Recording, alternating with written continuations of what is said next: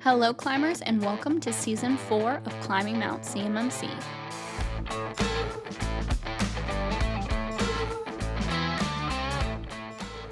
Hello, climbers, and welcome back to another episode of Climbing Mount CMMC, the podcast. My name is Kaleigh Floyd, and this is Bobby Guerra, and we are a part of an MSP called Axiom that is CMMC Level 2 certified. And today, we are going to be talking about grace. And if there is such thing as grace when it comes to CMMC, do any of the letters in CMMC songs about grace? so many beautiful songs about grace. None of them about CMMC, sadly. No. We thought we'd kind of mention and just think about a few things, in our opinion, that might give the opportunity for you to have, some grace given. Whether that is in the assessment process, whether that is before it, during implementation, or even NIST 171 rules themselves. We kind of talked about different aspects of CMMC and just the opportunities for grace when it comes to all of it. And maybe you can utilize these things. Maybe you didn't know about it and you are sweating buckets and your assessment is tomorrow. And guess what? Maybe we could give you some hope going into that.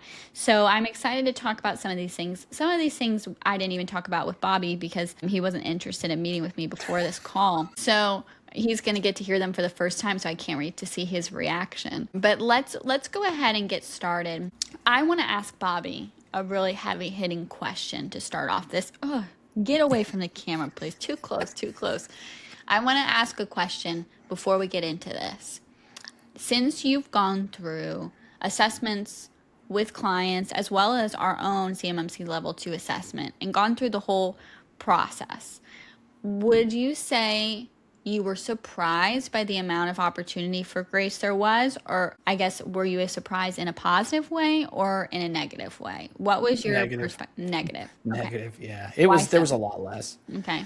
It's a lot less. I think also from the fact that every assessor that's different that you're working with, they're going to have a different perspective about how things are going to be. So they might be more graceful in a certain control because they feel like you have that. But in this, they might be more passionate about configuration management. So they're just going to get into the weeds and no grace given, So is that how it's written in the CAP as well as you go through your CCP and CC8? No, it's not supposed to be that way, but we're all human. So yeah. Welcome to humanity. Yeah, that's true. So I wanted to get started today with getting to the very start of all of this, NIST 800-171 controls. And let's talk about our conversation with Dr. Ron Ross. For those of you guys who aren't aware, we actually had Dr. Ron Ross on our podcast. I think it was last year and the year before. Well, we had him on one time, and bless his heart, he used DuckDuckGo, and we never got that footage back from that episode. It was a great interview, too. It went so well. Guys, but you'll never see that. You'll never see it. It's lost to the ether. But I did write down everything that he said that I could remember because I figured out that we lost the footage, and we made it into an article that you can check out as well. And then before that, he was on and he talked. So he talked about so many amazing things. We ended up splitting it into 2 episodes too. And I think that was 2 years ago. So when he came on the first time, we talked about the creation of the NIST 800-171 controls and when he was writing them, what his perspective was. And one of the things that he did bring up is, well, we like to call it NIST speak, which is kind of, there is a vagueness to it, right? It's a little bit vague, but like he likes to explain, it is purposeful because you never know what type of organization is going to be implementing these controls. So a wonderful example is we are an MSP, right? A managed service provider that does IT support for multiple different companies that are going through CMMC. So maybe the way that we implement these controls are going to be different than a subcontractor that does manufacturing for a certain part for the Department of War. How do you create these 110 controls, 320 assessment objectives that are supposed to align with hundreds of thousands of companies in different sizes, different aspects across the United States? That's a pretty difficult task, I would say. Well, and I think it was so cool. Sometimes you don't appreciate what you had until it was taken away from you, right? So you probably know where I'm going with this. In Rev 2, there were organizational defined values, but who got to identify and who got to define them? Mm-hmm. We did in general, right? Which was awesome, But then people are like, we needed to know what these things need to be identified. The DOT's got to tell us, and like, be careful for what you ask for. And then Rev 3 comes out, right? Mm-hmm. Now, who gets to define what those are? Well, the Department of Defense / Department of Defense. Now, I don't get to define them. They do. So now they get to define how long I can reuse an account. Mm-hmm. They get to define what type of log information they're expecting to see in the SIM tool. So they get to define all these things, which before it used to be me. Mm-hmm. So we had grace in Rev 2 to some extent.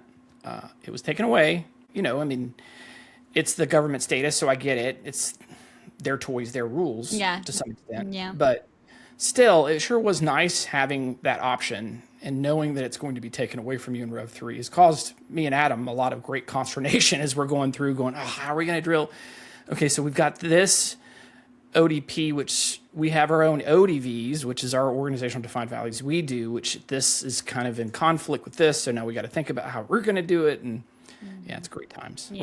We're really enjoying going through Rev 3. Yeah, I definitely think you brought up a great point. Right now, we do have a little bit more grace because Rev 2 is what 32 CFR and 48 CFR is based upon. That's what we're standing on right now. But that will eventually change to Rev 3. So there will be less grace given when it comes to the ODPs being added in. So that's a great point. Another thing I want to talk about is C3PAOs. Some people that I've talked to, some contractors, aren't aware that they get to pick their C3PAO, right? They can pick who's going to perform their CMMC Level 2 assessment.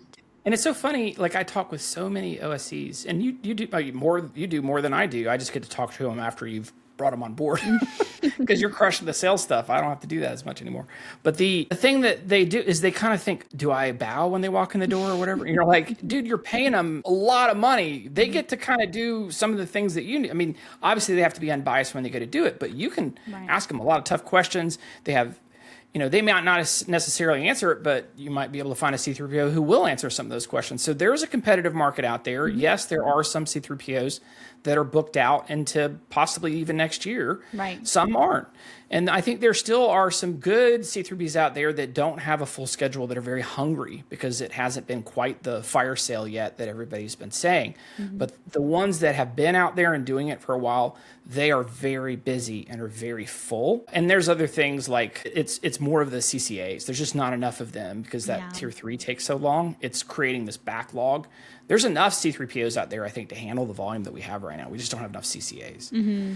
So you can come at your C3PO more and barter with them and negotiate, ask questions, try to have a better idea of understanding how they're going to come at you during your assessment. I mean, you're paying for it. You have a right to ask. I mean, what's the worst they can do? Not answer your question. Yeah. Or you just don't hire them. Yeah.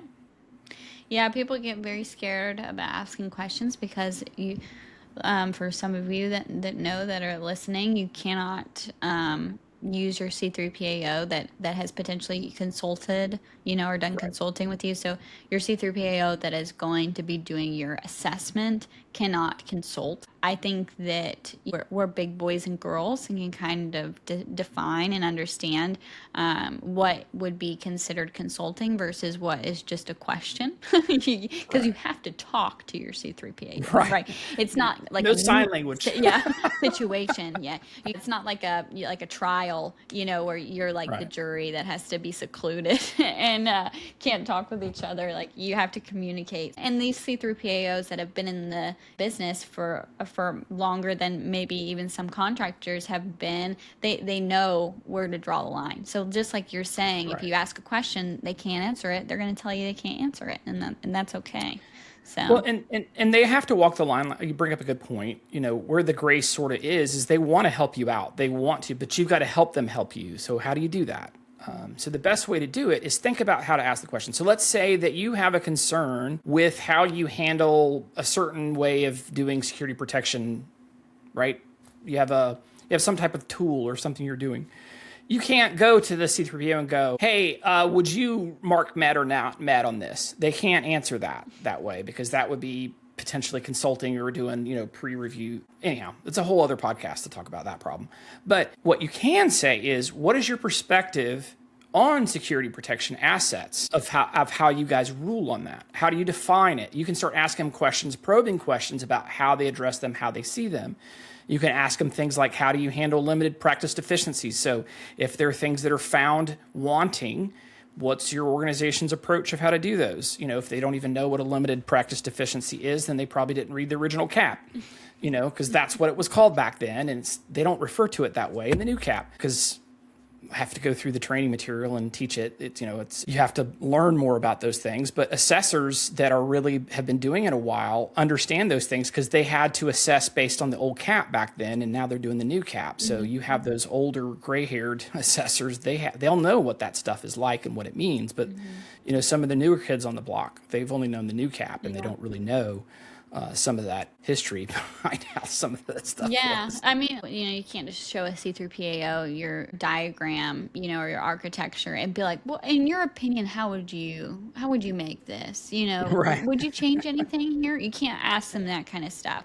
Right. But you definitely can ask their perspective, especially on, things in the CAP, like what you bring up. I think is a great point of how do you do your end of day findings? Like, we're going to talk about that later, is the daily reviews. How do you discuss that? How does that work? Making sure that you understand what you're getting yourself into. It doesn't have to be this situation, which honestly, this is so shocking that many contractors that I've talked to have had this situation where they go into phase 1 of an assessment and they don't even know how many phases are in an assessment.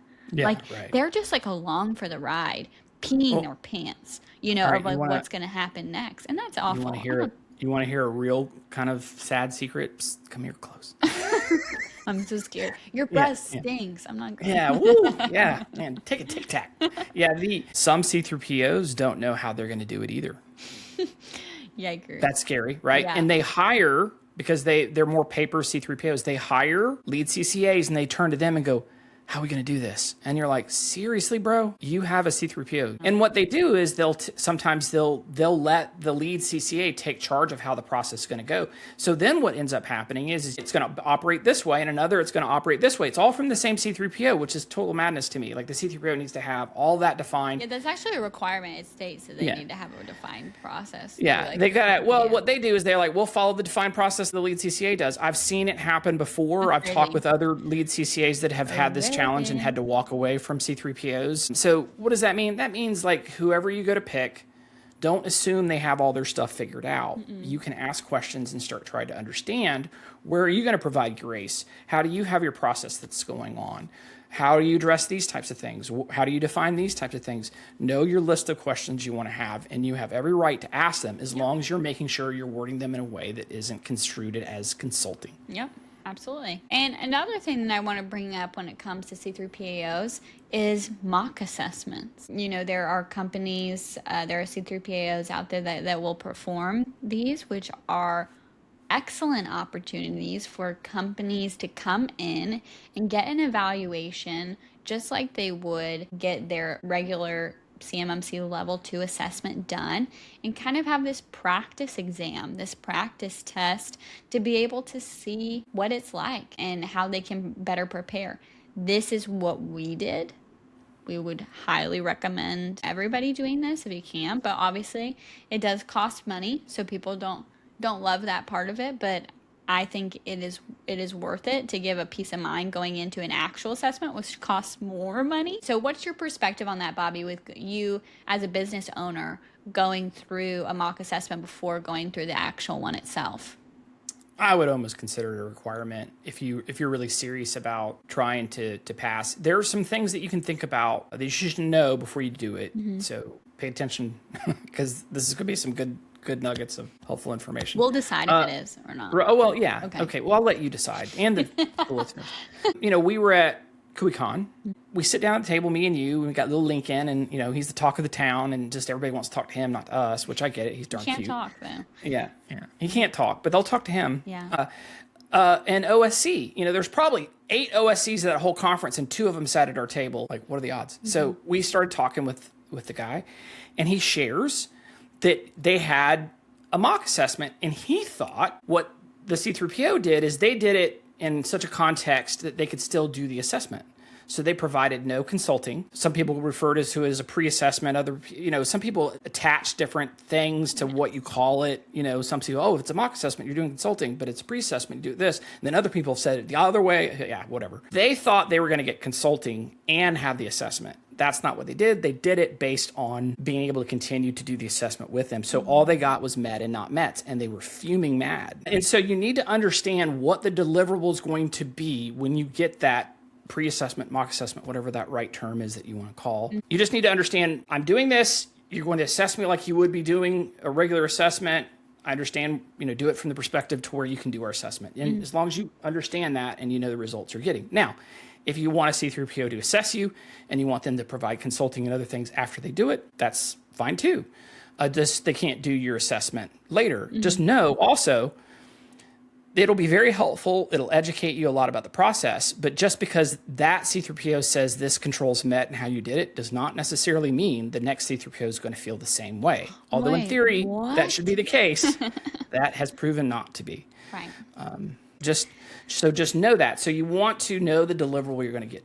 The second thing about having those pre-assessments that you want to do is that you can be more open, and the cost is typically less because they don't have to use 3 CCAs in order for them to pull it off, right? They can just bring in one lead, and then they only have to pay that person to the cost. So typically the mocks are less expensive. You want, in my personal opinion, you would want the lead to be the person that does it because they'll have they're kind of like the director of the movie, whereas if you have the executive producer, the director is going to have a pretty significant bearing on how the film is going to be made, right? And it's the same way with the assessment.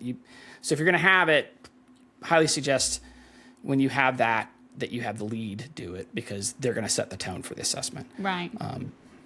Those are some good points. That's and then a great just point. make sure you've already identified what the deliverable is going to be. Met, not met, that's what you're looking for. Great. Because then you can come in and go, okay, well, we need to tighten up here. We need to do this, do this. You come in the assessments. You're going to see, well, this is the kind of evidence I like. I like this cross-mapping here, this type of it. Then they're going to know your environment. When you actually come into your assessment, your phase 1 should fly because you know what evidence you need to provide to them. They'll go through and review it all over again, and they'll do all 320 assessment objectives in phase 2. But it should go much, much faster. Yeah, I love that. That's a great point.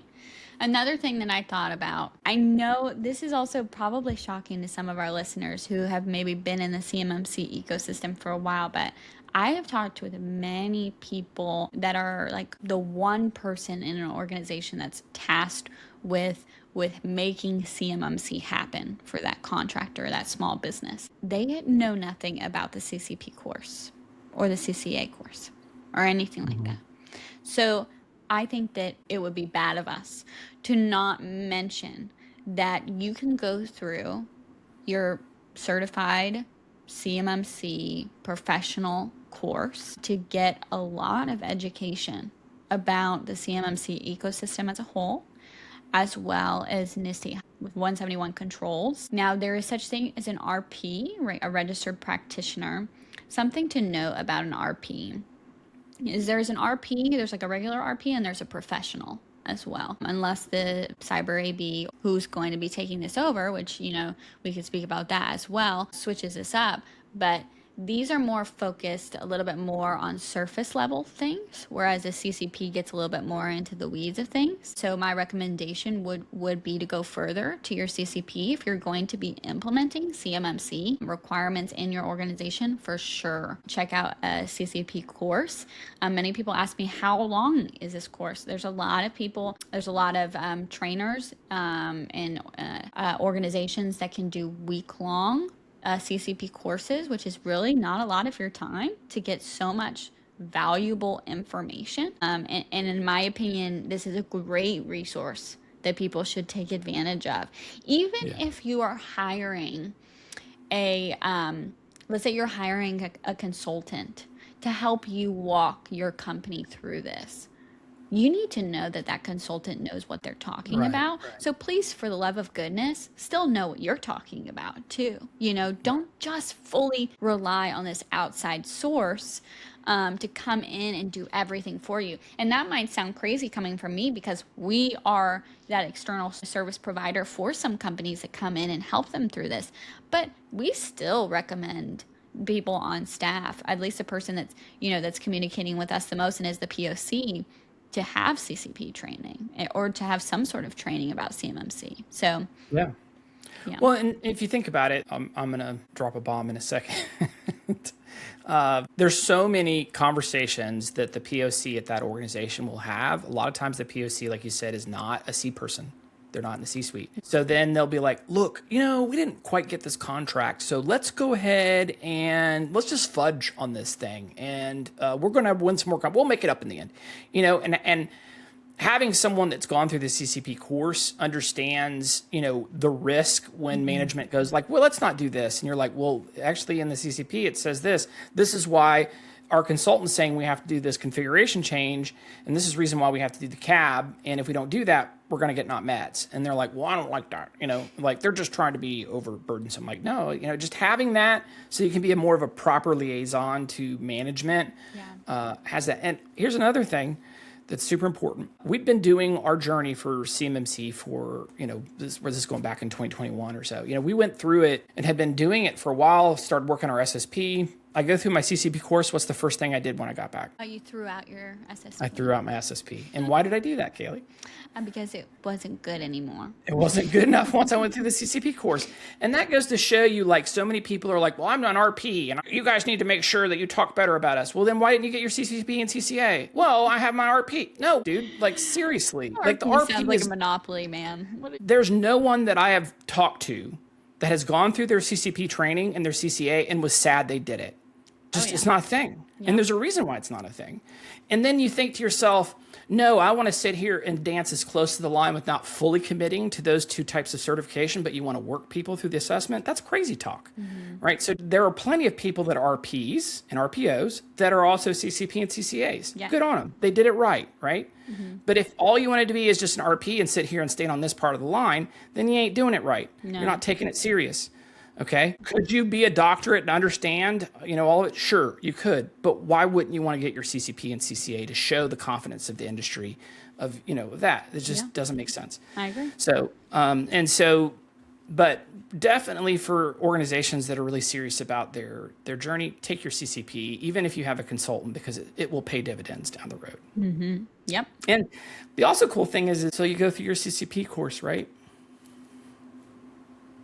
It's got value. You just increased your value as a person. And you literally got to see a real CMMC assessment. Not a whole lot of people that breathe air and walk this earth have actually done that. Yeah. Right? So if you get your CCP and you've actually gone through it and even helped take a company to level 2, man, that's a big feather in your cap for your career, no matter where you stay for the rest of your life and what company you work for. So absolutely. highly suggest you do that. Yeah, that's a great point. So another thing that I wanted to talk about is the daily reviews that you do in assessments. So this is a perspective of grace. I'm putting quotes around that when it comes to being inside or going through a CMMC level 2 assessment. And there are daily reviews where you can look at the preliminary findings that an assessor finds potentially wrong or not met is the word, right, for a control as you're going through your C3 PAO assessment, level 2 assessment. We're talking about level 2, not level 1, because that is done by self as level 1. So level 2 C3 PAO assessment. Let's set the stage because you have phase 1, right, which is just 1 day. So you go through that you're pretty much one and done. They might take some breaks during the conversation, but for the most part, it's usually a 1 day. This is where you're going through documentation, gathering. Right, scoping, that kind of stuff. But when you get to phase 2, that's when it's typically multiple days, and you have those checkpoints that you're talking about. Sometimes you might hear them refer to it as daily car washes. I've heard people refer to it that. Who called that? I've heard it referred to different one. Daily checkpoints, I've heard it referred to that way. I'm not exactly sure the right specific term that they refer to it in the CAP. This is saying a daily review to validate preliminary results. I think it had a specific form or something that was referred to in the old cap. I'm not sure if they have a specific term in the new, but there's supposed to be that, like you're saying, that CMMC review. assessment finding brief. Is that what you're talking about? So the brief. Yeah, and basically it's a set of slides that they typically have. They go through and they're going to list the controls that are met and not met. I've seen some C3POs that list all the controls that are met, so you kind of see all the ones that you've done. And I've seen it where they list are the ones that are not met. And they just tell you which domains they've covered. So they kind of do the inverse. They're like, all of them are met because we've said we've met these. They're trending met is what they call it. Trending, yes. And then here are the ones that are trending not met. And you have this, and then they'll typically have like a brief description of what they did not find. Right. It might be, multi-factor for admin accounts have been found not to be enabled. Or it could be that, the access control, we weren't able to determine that the proper authorization was being provided. They're not going to tell you how you fix it, but they're going to tell you the basic causality of what happened. Yeah. And so this is an opportunity for you as an organization seeking certification that's going through this, to really hear where you're at and give an opportunity to, maybe if it was a misunderstanding, be able to present some evidence to show like, oh, actually we did have that. Or actually, you know what, we did have that process and that procedure. I'm sorry that, I might not have shown that correctly. Here it is. There are, again, assessors are not robots. There is an opportunity for them to maybe misunderstand something that you said, or not catch something. And so just for the opportunity for you to be able to talk about that during this time will be very nice. Now, are we saying that you're going to be able to change your documentation during this time or your scope? No, that is not what we're saying. But it's just an opportunity to be able to discuss this with your assessor before you move forward. It is very, very scary to look on a screen and be like, not met. You know what I mean? So to be able to move that out of the way and not have that by the end of the day, and communicate with your assessor what you need to be able to change that to a met, would be a great opportunity for you to not poop your pants at the end of the day and be able to move forward feeling a little bit more confident. Now, let's talk about at the end of the assessment. So let's say we're about to go into phase 3 of an assessment, and there is such thing as a 10-day remediation period where they have allowed for companies to be able to sort of have this buffer of time, if needed, to gather some more evidence and give that evidence to an assessor that maybe did not see that as sufficient before. And so there is an opportunity for that. Is that meaning that you can just make a whole document and bring up this 5-pointer and change this thing? It's not going to be, it's 10 days. You're not going to have a crazy amount of time to be able to do stuff. But Bobby likes to mention the human factor, right? There are little things that maybe you didn't catch or you didn't have ready, and that you can possibly reevaluate during this time. Now, just keep in mind that the assessor is going to review your findings again for that control or bring up that information. So they might see something else during the process. So there could be a positive and negative about that. But there is an opportunity for 10 days. And you can ask the C3PAO how they do that time and what happens during that time, even before you get into the assessment, Yeah, so there are a few things that you talked about where people that are extremely doctrinally fervent, let's just put it that way. So let's kind of put some doctrinal barriers here on what we're talking about, just so people don't go off the deep end and start flaming Kaleigh on some of the things she's saying. So at the end of phase 2 or during phase 2, you have limited practice deficiencies or things that can be addressed during the assessment. So that's why you have those different days, which is what you're talking about. So you can do those. How C3POs handle those, it is very much in flux right now. This is one of the areas which is hotly contested between different C3POs. Highly suggest you find out how the C3PO will handle it. And it may even be different between assessors, even inside the same C3PO, about how they feel that. So what would that mean? I looked at it and saw a policy not signed. One assessor may say, well, that's not met. And if it's a 5-pointer, you just failed your assessment. Another might be, well, I mean, you could just sign it. Some might say, I don't feel like, because in the new cap, signed documents aren't required, so it's not, but it was in the old cap. Like, there's some shenanigans going on around that type of stuff. But in general, if it's like, okay, the policy referred to 354 when it's really 3512, you're like, obviously you've been doing it, but your documentation didn't align. They'll let you make those types of corrective actions typically. And even if it was a 5-pointer, they'll let you make those types of corrective actions because you've proven you're doing it, but some of the documentation doesn't quite line up with the reality of what's going on. Most C3POs in general will be okay with that. And that'll kind of fall under that umbrella of the limited practice type areas. But there are also some specific controls that are 1-pointers that you can actually straight fail, and you can put those on POAMs. And you can do those.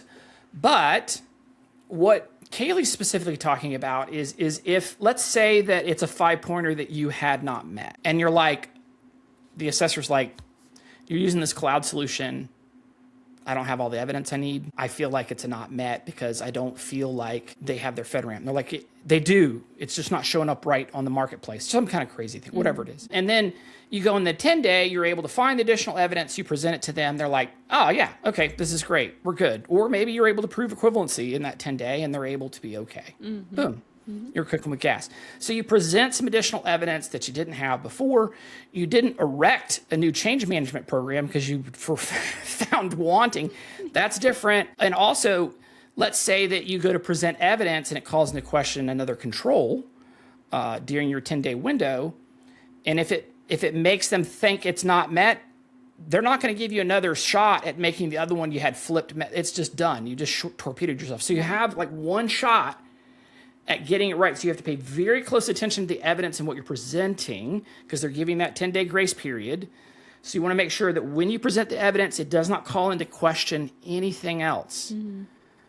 So you might have one 5-pointer and all you need to do, or maybe you have a 5-pointer and a 1-pointer. You just want to get that 5-pointer so you can get in a POAM and get to phase 4 so you can have corrective action later. Maybe you know for a fact you're not going to be able to address that 1-pointer, but all you need is that 5-pointer.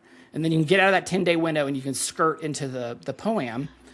Malia, so there's grace there, but you've got to know the game if you want a shot at this. So read your cap. What Bobby is saying, you don't want to accidentally close the door on your fingers when you're trying to put something in last minute. So just be aware and be cautious and know the different opportunities that you have with the POAM as well, which was the last thing that I was going to bring up, a POAM. Well, and another story that we had is we had a client that was going through. I clearly went through and told the assessor that they're like, I look at your conditional access policy and I see that you have your brake glass on the exclusion list.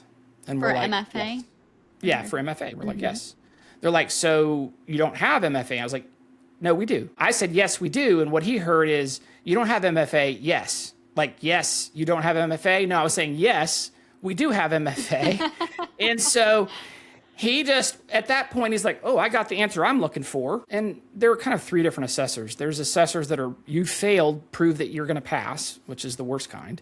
Then there's all I need is to get the evidence I'm looking for, whether it's positive or negative, and I'm just going to mark it and move on. Yeah, please and just then say there are what those I need that are like, I'm seeing this as trending not met. Is there anything else you can provide to me right now? Because if you think about it, if you can solve those problems right then, it doesn't get onto the closeout of the day, right? That report that you're talking about, and you don't have to then turn around and figure out how you're going to flip it back.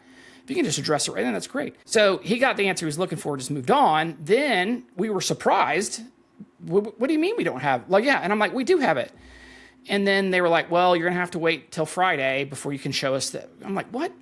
I'm like, I can show you right now. I can bring it up this second.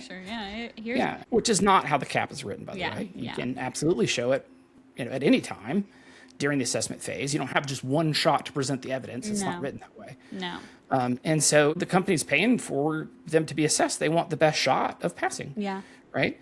So as an assessor, you would want to try to provide them every opportunity within reason while still following the parameters of how you're supposed to assess. Yes.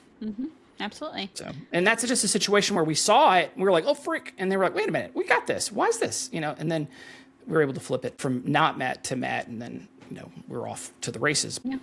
And so these are the lists of things that I could come up with within 35 minutes that we could talk about. But obviously, I'm sure I missed some things, or there were some more that we could talk about.